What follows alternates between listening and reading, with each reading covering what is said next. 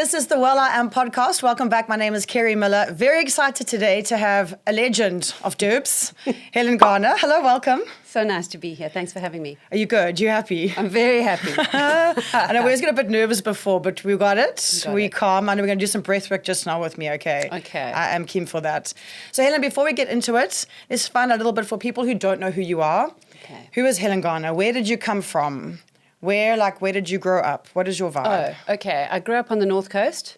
Went to Mklali Primary. Really? Oh, like homegirl, hey? Yeah, total homegirl. Was a swimmer. Didn't have toys. Just learned to swim at 18 months or 2 years and didn't stop swimming. Swam in the Indian Ocean, so learned to hold my breath quite well under all the hold downs. And yeah, that was my life growing up here, and then got really sick. What kind of sick? So my 20s was fun and ended up with chronic fatigue. So addicted and depressed and chronic fatigue, and was told I couldn't do exercise anymore. Oh, and an eating disorder. So you can't tell somebody who's got an eating disorder that they can't exercise. What eating disorder did you have? I started with anorexia, where I withheld food. And then when I moved into digs at university, I couldn't withhold food without people knowing. So it's a terrible disease where you become so devious. So then I got bulimia. So because now you were forced to feed. Now I was forced to eat. Feed, yeah. Yes. So then So it was not ideal. So then I got the chronic fatigue, and I was told I couldn't exercise because I was in so much pain. And I thought, well, yoga's not exercise. So yoga's not exercise. I know. So that's how I found yoga, through sort of the most nefarious, awful reasons, and it saved my life. I'm just going to jump forward a little bit, but Go. People with eating disorders, do you ever truly feel like one is healed from an eating disorder? And I hope I'm not being disrespectful. No, that's a when I great ask question. that. That's a great question. I've got an anorexic brain. I know it. And so you have to be smarter. You have to do work. You have to do the work to know when that anorexic brain, when you look in the mirror and it says you're disgusting or you're whatever, the self-loathing is really big with an eating disorder. What was your lowest weight? I think it was 46 or maybe 45. And when you saw that number on the scale, did it make you feel proud? Yeah, it was control. It was, my world was out of control. And I didn't want to face anything. And so, yeah, that was the only thing I could control. Even though now would you say you're healthy when it comes to food? And I don't mean you eat healthily, I know, and we'll get there. But when you eat now, is there still this attachment to eating? Do you still do it because you know you have to, you don't want to? Yeah, these are great questions. I did get to a point where I was very detached or disassociated from food. So I got myself eating, but I just ate to stay alive. Now, and then I became vegetarian for nefarious reasons as too, because I dropped a whole food group. You know? Oh, okay. So you were vegetarian not because you were like animals. It was like, no. Oh, that's less that I can put into my own body. Yeah, then I've got a legit reason I'm not going to eat that chicken. I'll just have the sides. So it was very devious. But now I actually am vegan. I'm not even vegetarian, I'm vegan, and now I love the food. I love it. So I've had to really I've gone full circle where I look forward to making good food and healthy food, and I look at the nutrition in what it is and the colors and... Do you still weigh yourself? No. I stopped weighing myself maybe, 20 years ago. Oh, really? Yeah, I don't know what I weigh. I have to, sometimes when I go to the doctor, I get weighed and I get yelled at or something, but... Before we move on, I just know that this is an opportunity perhaps for a mom or a dad who's got a daughter at home. Yeah. Or even, I know in KZN I have a daughter at home, yeah. Well, that's the thing. I know in KZN, a lot of our girls' schools that are very private, well-known schools are known for eating disorders with girls because they're living maybe in the res or the digs. Are there any signs that a parent or a guardian or a teacher can look out for for a girl that is very good at hiding the fact that she's not eating or has a illness with food? I can just say that with an eating disorder, you become the most deceitful and devious person. I mean, I used to get a toaster and flip the toaster so the crumbs would come out, and my mum would come home and I'd say, I've eaten. No. Yeah. So I don't know. I don't know what to say, but all I can say is I think the problem is it's the control thing. It's if the kid has lost control, you've got to watch that. That's the only thing that they can control. Like my parents were going through a divorce at that time, and so it was my life had spun. So okay, so that's what triggered for you. There was a bit of a trigger for me, and then also I thought I remember being told I was incredibly unattractive, and they said the only thing you've got going for you is your body. So it's that one thing. So it's social media, like we all see. So I just think with the kids, we've got to check ourselves. Like my kids never see me saying anything bad about myself, like looks-wise, or they don't. My daughter does not see me trying to lose weight, ever. How's your daughter with food, if you don't mind me asking? She's amazing. She smashes bread, which I'm trying to stop. No, Mom, come on. No, but I don't love bread, like, you know, but she's amazing with food. She eats so healthy, and that's because I've been so conscious of my stuff. I never wanted that to come out on her, so I'm very aware of what I say. I even, with my son, just before he was born, I actually started eating meat again. And I ate meat. For 5 years I ate meat because I actually said to my husband, our kids need to see what a functioning, healthy family looks like. Yeah. Because before I would eat crackers on my own. Like I wouldn't go and eat with so then I was eating with the family. And then I actually then started, my body was not energetically taking the food. The meat, it was coming up whenever I was eating it. And my husband does not eat vegetables very much. So he was very happy I was eating meat with everyone. I was having the meal with everyone. And eventually I said to him, I can't do this anymore. I have to go back to vegetarian. And he said, well, as long as you do it properly this time. So you spoke about addiction, and I want to jump back there just now. But while we're speaking about food, there's a lot of people. I mean, veganism has become very trendy. Yeah. And it's like vegan.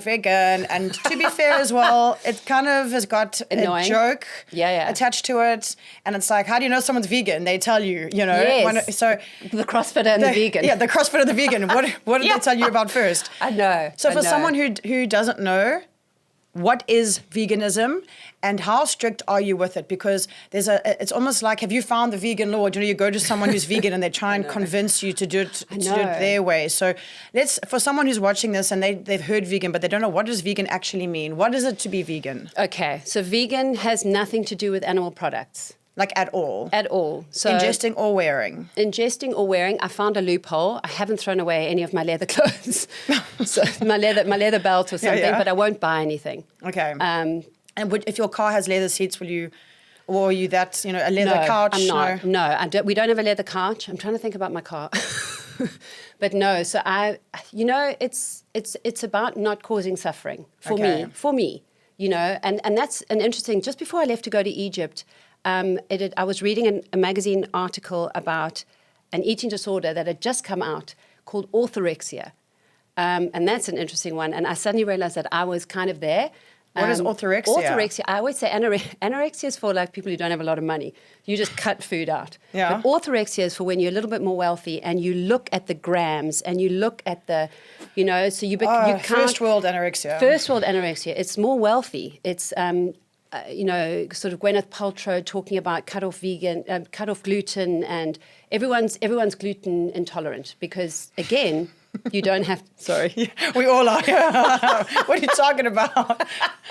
No, it's ridiculous. You go to a dinner party and everyone's got their stuff because so orthorexia is when you become hyper vigilant over the what do you call those things? The nutritional value. Yes. So, and I realized that I was actually going that way too because I was going like, I can't have that. That's got too much fat. That's got too much. Okay. Then I go to Egypt and I lived in, I know, it's like the fifth world. I don't even know if the fifth world's a term, but it was so, rural. Okay, I've never lived so rural in my life. I've never seen so rural in my life. So we had a spaza shop that we used. So there was nothing. I couldn't look at it at a label. Yeah. I just got what I got, and I didn't complain. Yeah. And so that, I think, saved my life, because I then was eating so much rice and, whatever I could get, and tin goods. And I actually was the healthiest I've ever been in my life. And I got my body down like 90 meters. So I had to be strong. I had to trust my body. I couldn't be... So I stopped wanting to have the best body on Camps Bay, and I wanted to have the body that could actually serve me and do stuff. Okay, so but now there's so many things I want to talk to you about. You just said, got my body down to 90 meters. Like, what are we talking about? We'll get there now. Addiction-wise, you had a food addiction. Any other addictions that happened in that control phase? Alcohol. What did you drink? Everything. So you didn't have a favorite. You weren't the whiskey girl or tequila because of calories. No, I wasn't eating. I didn't need to wash. But I don't like the taste of beer, so I never drank beer. And were you like a functioning alcoholic, social alcoholic? Were you like, did you pass out at night? Was this a daily drinking? Was it just the weekends? It was I was the fun alcoholic. I just partied. I was partying all the time. I was really fun. I didn't cry. I didn't fight. I was up for lots and lots of fun. And yeah, it would be every night. I wouldn't wake up in the morning and drink, but we'd get going early. So no food, but then you'd have your booze. Yeah, and cigarettes. And this was how long ago that stopped? I'm 20 years sober, and cigarettes. And then you moved into yoga and free diving at the same time, or what was the progression? Because also, I want to get to something called the Akashic records, and we've got to get there. Okay, because there's just so much about Helen Garner. So much. So chronic fatigue, can't do yoga. I mean, can't do exercise, so I do yoga. So I started doing yoga, and it was the weirdest thing because, eating disorder, self-loathing, right? Yeah. And I remember going into Bikram because it was a Cape Town, and it was the first Bikram studio that I actually ultimately ended up teaching in. But I remember all those mirrors and looking at myself, and just the words, the hate that I've had for myself it's hectic because that's the yoga where there's mirrors, right? Anyway, so I did that. After about 4 months, I remember thinking something. And it was a good thought. It was like a noble thought towards myself. Oh. And I caught myself and I went like, I don't think things like that. And so that's why I know it's proof that yoga does the work. I was there for nefarious reasons, but the yoga did the work. It just goes in and it just starts rewiring. You just have to arrive. You just have to pitch. Yeah. Yeah. So I started thinking these noble thoughts. So my brain was being rewired. Not straight away, but then so then yoga started making more sense to me. I was in advertising in Cape Town, and I just was spending more time. So eventually I ended up going to India and doing my teacher training in India in an ashram, proper ashram, which was awesome. And they told me you can't smoke, you can't do this. And I'm like, you can't tell me what to do. Yeah. So I've actually got photos of me and like a bunch of the rebels at teacher training, smoking behind the block. And I would walk miles to go and get cigarettes and come back and whatever. But when I got back, I remember there was that story about Gandhi. Gandhi told a story about this woman whose son was eating too much sugar. And so she goes off to see the guru, and she goes and she queues, walks days to get to the guru, queues to see him, and she says to the guru, please tell my son to stop eating sugar. And he says, you're going to have to come back in 2 weeks. So she's like, and it's not easy. She doesn't get in her Hyundai. And she walks back to her village and waits, and then comes back. It's 10,000 steps times 4. Yeah, I know. She's like, really, buddy? Yeah. So then she goes off for 2 weeks, comes back, queues again, and goes into the queue and says, tell my son to stop eating sugar. And he says, stop eating sugar. And she said, well, could you not have done that 2 weeks ago? And he said, no, 2 weeks ago I was eating sugar. So here's me back in Cape Town. Now I'm teaching, and I'm saying, drop all your distractions, drop all your addictions. Sure, now you're going to practice what you preach. Right. So that was sort of October that year, and the new year I gave up on the 1st of January. That was it. I had a huge new year. As one does. As one does. A big send-off, and never touched another drink again. And then the free diving, is that an addiction that happened afterwards? And I call it an addiction because you can't just kind of like free diving. So you can't free dive. No, you can't. You have to be all in. Yeah. So I did the year in Cape Town where I actually didn't get any help. I didn't go to any sponsors or anything to stop drinking. It was really, really, really, really hard. A lot of pain. So if I have any advice is reach out and get help. Yeah. But I did that, and then I was swimming a lot because I was a competitive swimmer as a kid. Growing up, remember, no toys. Yes, no toys. I know, that's like a whole other story. I know. Where were your toys? I know, poor me, send help. And so I was a competitor, and I remember swimming the one day and going, is there anything better than swimming and yoga? Yeah. And I suddenly thought freediving because, I'm from the generation that watched Big Blue. Oh, okay. Hot. So we all loved him. So I Googled that, and I couldn't find anyone to teach me in Cape Town, and I came up with a dive center in Egypt. And I sent them a message, and I said, I'm a yoga teacher. Do you want me to come and teach for you? And they said, yes, come now. So I left on like the 4th of January. Oh, the next wow. year. Oh, okay. And I went to Egypt, and because I thought I might be quite good, and I broke the record within 3 months. It was actually interesting. I did an interview once. I think her name is Natalie. She's a South African free diver. And she was talking about meditation and free diving. Yes. And it was the first time I understood the concept of how much energy thinking uses. Absolutely. You have to close your eyes. Exactly. And she was like, you won't believe how much actual vital energy we use. Actual energy with thoughts. Yes. So if you are constantly in thought, that's why you're so tired. Yes. People don't understand. They're like, but I haven't done so much exercise. Why am I so tired? It's like you haven't stopped thinking. And it stuck with me because she said, if you want to go and do these free dives, where, you don't have tanks of oxygen. This is like real, like your life is in danger here.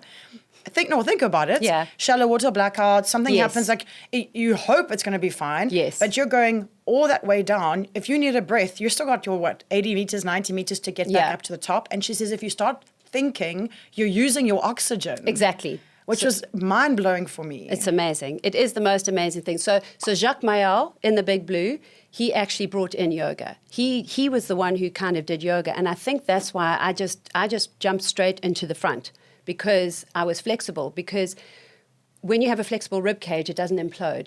And when you have the ability to... Wait, what? What? Yeah, they didn't actually think that Jacques Mayol would actually go below 100 feet, which is 33 meters, because the doctors, they'd done all the work and the tests and said that your lungs will, your rib cage implodes and your lungs will then crush and go in.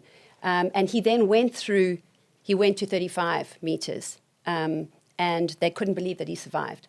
And then they started doing tests. And there's a whole bunch of tests things that happen physiologically below 30 meters that is freaky and amazing. It's the mammalian dive reflex and a little bit more. It's amazing. I'm sorry, out of my face is doing one thing. I'm very happy for you. I don't know. It's amazing. It's amazing. But yes, you need to meditate, and that the way to free dive is to hold your breath, is to not know you're holding your breath. So you have to be somewhere else. Oh, okay. And before we move away from free diving, if someone wants to do free diving, who's the correct channel, or what's the correct channel to go through? Because I don't presume this is something you just get a bestie from school and you just go like, let's try. No, you've got to go through a proper dive instructor, free dive instructor. And in South Africa, there's Pure Apnea. Okay. They're in Cape Town, but they are in Sodwana, and I think down the South Coast there's some instructors. So definitely get hold of them. Okay, so you've got the yoga under the belt, the free diving, you've broken records, you've gone to Egypt, you're eating canned food, but you're good. You got down, was it 90 meters? I happened to meet you before today. Yes. I've known you from Instagram. You've got like a shitload of followers, and you're always doing the most beautiful positions and like very nice outfits. But then someone told me, oh my gosh, has Helen done your Akashic records? Oh, and I was like, what even are you talking about? I wasn't sure if this was a music thing or what, it was a record or a recording.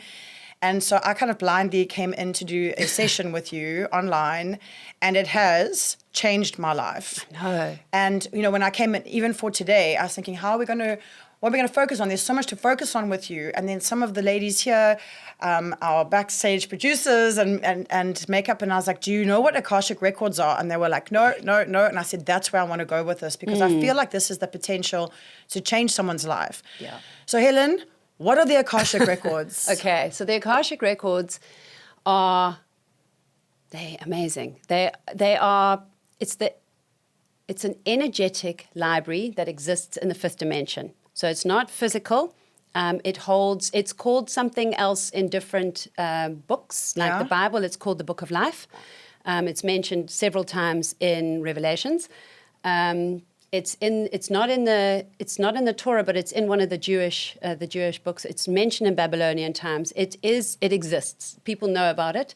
And it holds every piece of information of every single soul that has ever existed. So sometimes, layman's terms, trying to explain it to someone, and you can perhaps correct me here, and I was saying to the girls earlier as well, science tells us that energy cannot be created or destroyed. Energy is energy, it's kinetic, it's potential, but it is there. Yes. Now, the energy that is in me right now didn't just get created when my parents conceived me, and it will not just be destroyed when I leave this planet. So, in essence, the Akashic records are holding it's like looking at the Instagram account for my soul, right? And you couldn't delete anything either. And you can't delete anything. No. So now you read Akashic records. The soul. I read. So what you were saying about energy, it's consciousness, it's your soul. How is it that you can read my Akashic record? Like, did you, just like you went to apnea or whatever to go and learn to dive, how does one learn to read an Akashic record? And what do you hear something? Do you see something? Like what? Okay. So I was told by someone about the Akashic records, and I was told multiple times. And then I did the Lionsgate 8-8 meditations and stuff, and they kept talking about the Akashic records again. So eventually I was like, oh, okay, I'm supposed to know about this. So then I started researching on the net, and you have to do like a pathway prayer, and then you sit and meditate and it comes to you, which I completely doubted because I'm busy. And when I meditate, I'm not the best. I meditate every day, but I'm not the best at meditating. I think a lot of things. So if I was trying to meditate your Akashic records, I might want to make it nice for you. I might want to put a bow on the end. I mean, I've had some things where I've said to someone, I've literally written it down, like, I'm very sorry, I don't know what this means, and it's so weird, but this is what I'm getting. And they'll say to me, are you telling me a past life, or you're telling me my current life?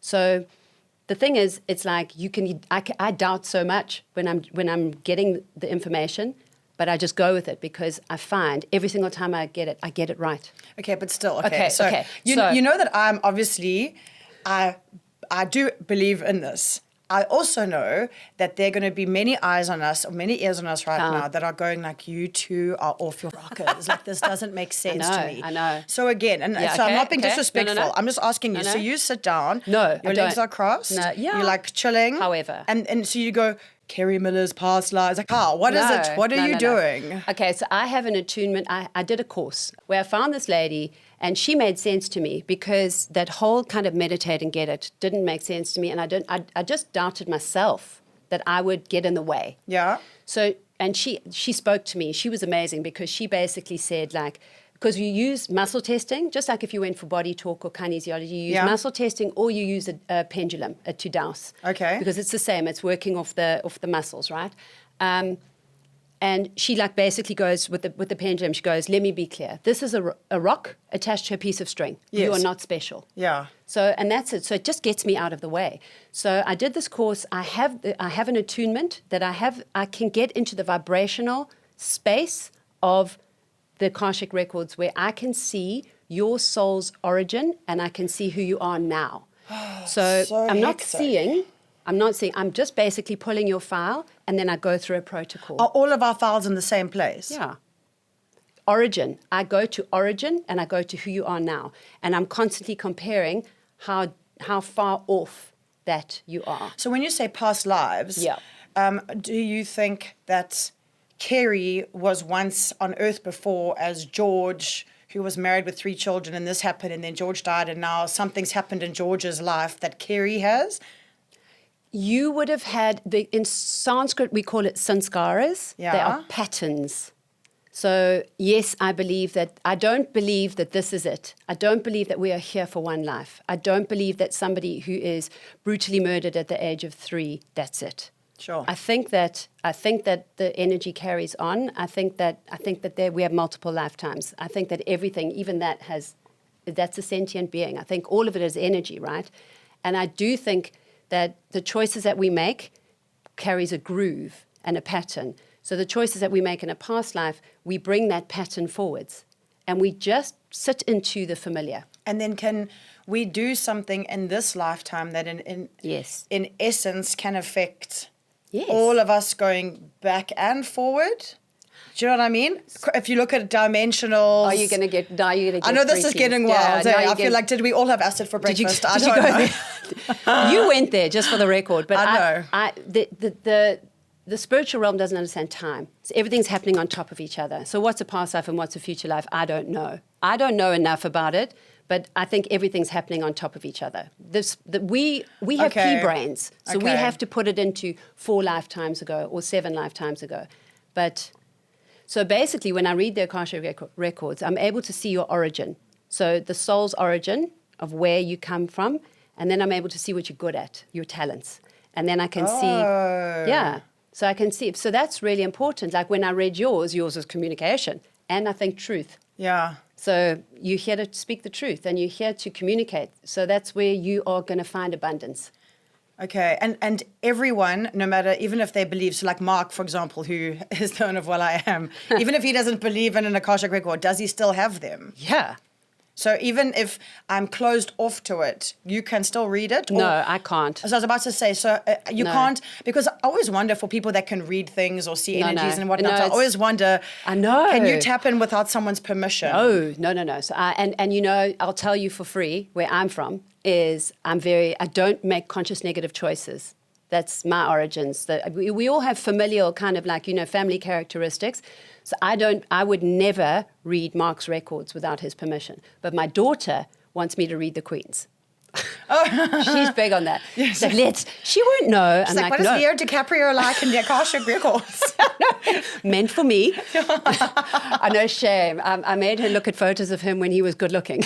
Who? So, Leo. Oh. Before the bloat. Oh, I know. shame. Yeah, So, let's not go there. Let's not go there. So I have to have your permission to be able to. I can only read the records of people who affect me. So my husband, my children, my parents, so I can read theirs. But I won't go deeper into their past lives because that's prying. They don't, if they haven't given me permission, I have no right to go there.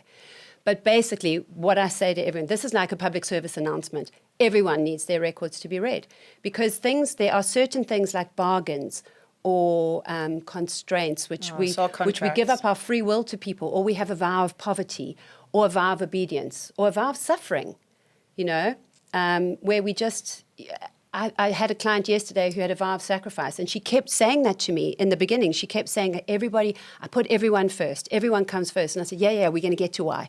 We'll get to that. Oh, wow. Yeah. So this is like the ultimate therapy, really. No, it is. And it's like, what if when you know better, you do better. So in order to see, and that's why I said to her, you can't be a bad person. You're such a good person. She was just the kindest, sweetest lady. I said to her, you can't be a bad person, but you can say no sometimes and actually go and read a book in the sun.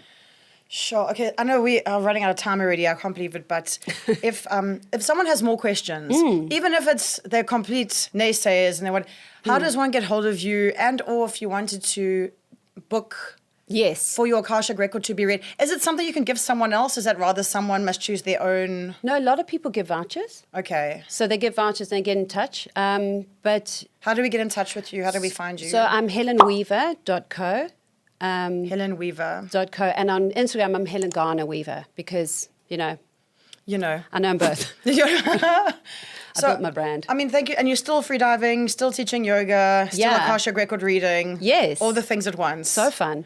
And we're eating fine. We're eating well. We're eating fine. Eating happy and just... I must get you some. There's also behind you, we've got like an oat milk protein. Oh, no, I'm so excited. That's a vegan one. And I know there's a vegan collagen. I'm sure got a vegan protein, a vegan protein, right? I know, I'm big on that. We'll get you some of all of these things. Yeah. But thank you so much for coming and joining us Thanks today. Thanks for having me. Sorry if I spoke too much. No, you didn't speak too much. It's so great. But I'm so glad because especially with like the Akashic record stuff, it is very out there. And I know it's very weird for some people, but for even if just one of you watching, this has kind of resonated with you. But the thing is, it changed my life, I'll tell you that much. And the thing is as well, is like that's what I loved about the modality was she kept saying, it's fine to doubt. Yeah. It's fine. Yeah. It's human. We are human. You don't have to believe it, but try it. And honestly, that's the thing. Every single time I doubt, I go in and I nail it. Yeah. Yeah. And I change, and like you said, I've changed my life. I've changed all the drama that was going on because I had major drama threads. You stopped eating sugar before you told us to. Yeah. Yeah. Yeah, exactly. Exactly. But I kept. I mean, how many people? I've had so much drama in my life that I just was creating because that was my pattern. So now, and how can you be in peace if you live in drama? You can't, Helen. No. You can't. So you pull the thread. Okay. Yeah. Sure, that's amazing. Thank you so much. Thank I love you. you a lot. I love you back. Bye. Thank you for watching the Well I Am podcast. And if you enjoyed what you saw, please like it, share it, and subscribe. If you have any comments, comment below. We will get back to each and every one of you. And if you would like to know more about us or you want to get some product, welliam.co.za.